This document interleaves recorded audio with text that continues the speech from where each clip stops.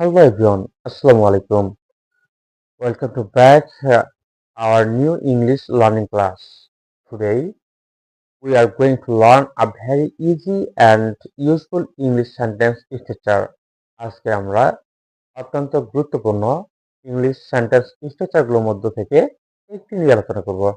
তার আগে ছোট্ট একটি রিকোয়েস্ট, যারা এখনো কাউন্সিল কলেজের স্কুল ইউটিউব চ্যানেলটি সাবস্ক্রাইব করেনি তারা এখনই সাবস্ক্রাইব করে পাশে থাকা বেল আইকনটি প্রেস করে দিন, যাতে করে আমাদের পরবর্তী সকল ভিডিও নোটিফিকেশন সবার আগে আপনি পেয়ে যান।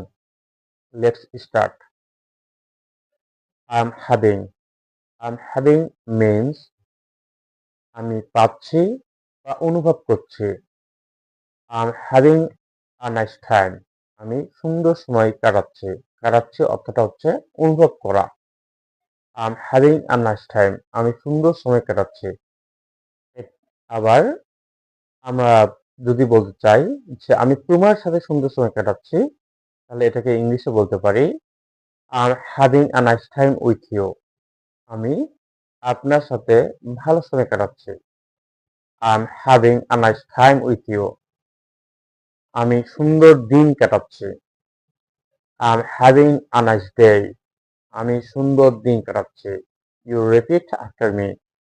Having a nice day. আমি সুন্দর দিন কাটাচ্ছি।